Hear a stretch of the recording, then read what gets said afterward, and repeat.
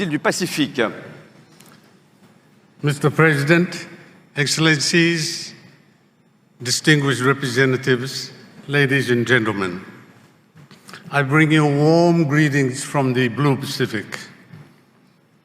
Mr. President, thank you so much for organizing this wonderful meeting. It's good to see and to hear so much experience and wisdom resonating in this room today. And we look forward to very productive oceans here this year, 2022. Can I please be allowed to convey our deepest sympathy and condolences to the government and people of Tonga, who are currently experiencing the devastating aftermath of the Hunga Tonga volcanic eruption and the ensuing tsunami. I also wish to thank all friends and partners who have supported Tonga so much during this critical time. May we continue to uphold them in our thoughts and in our prayers. Excellencies, the Pacific Ocean and the large oceanic states that make up the Blue Pacific are strategically important today, collectively occupying EEZs of over 48 million square kilometers and occupying the vast ocean expanse between Asia to the west and the Americas to the east. Recently, geopolitical positioning in the Pacific has increased, with major powers developing strategies for their approach to the Pacific. This is not surprising because we have very valuable asset, and that is our ocean. But we have always asserted our guardianship and stewardship of our ocean, and have always affirmed that we are not small islands, but rather we're large oceanic states because with enormous potential because of our ocean, our most valuable strategic asset. Excellencies, our leaders and our people take responsibility for our ocean seriously. Indeed, SDG 14 was a Pacific initiative. Our proud history of collective management of our ocean resources, such as tuna, has ensured the sustainability of our fishery.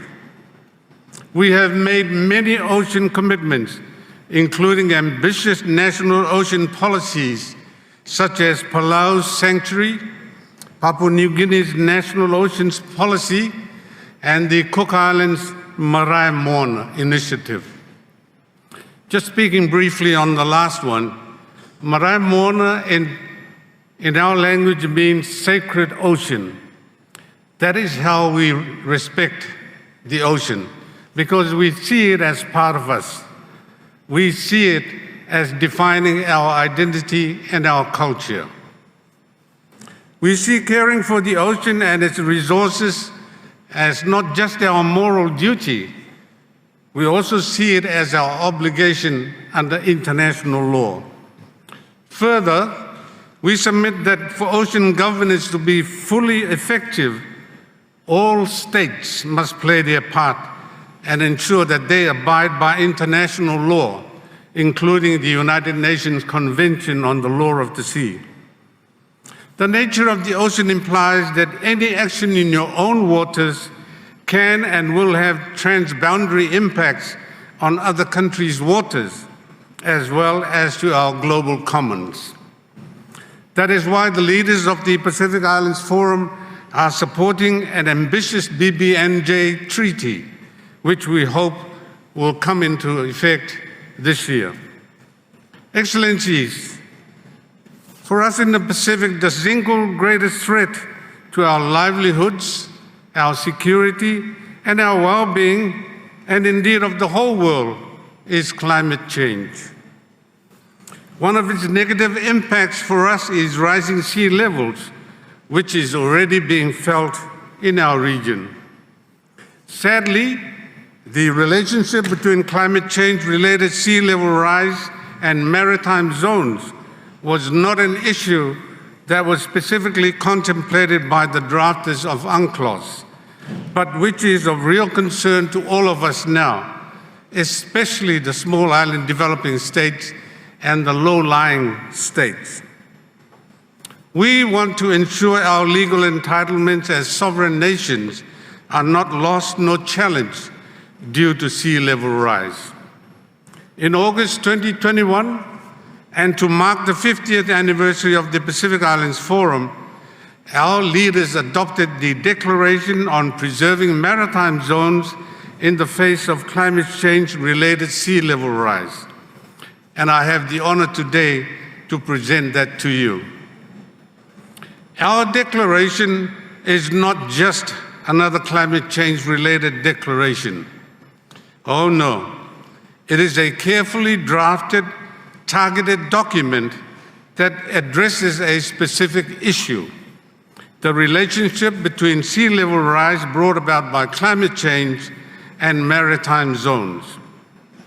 The declaration represents our formal collective view on how UNCLOS rules on maritime zones apply in the situation of climate change-related sea level rise. It secures our people, maintains peace and security, and upholds our long-standing commitment to UNCLOS. Preserving maritime zones in the manner set out in the declaration is essential and fundamental to ensuring a fair and equitable international response to climate change-related sea level rise. Excellencies, ladies and gentlemen, the declaration is rooted in the underpinning legal principles of UNCLOS, in particular those of stability, security, certainty, and predictability. In essence, we are saying that whether or not sea level is rising, once maritime boundaries are set and deposited with the UN Secretary General, they should not and should never be altered. While the issue is of fundamental importance to our blue Pacific continent, other countries we submit similarly require stability, security, certainty, and predictability of their maritime zones. On behalf of the Blue Pacific, I offer our declaration as a considered, moderate, and targeted solution to the issue of sea level rise and its possible legal effects on maritime zones through a good faith interpretation of UNCLOS. Excellencies, ladies and gentlemen, we call on your support for this declaration as one solution to an extremely dire consequence of climate change. In closing, and on behalf of the Blue Pacific continent, I sincerely hope this declaration will be reflected as one of the endorsed commitments of this very important summit. I thank you. Merci, Monsieur Puna.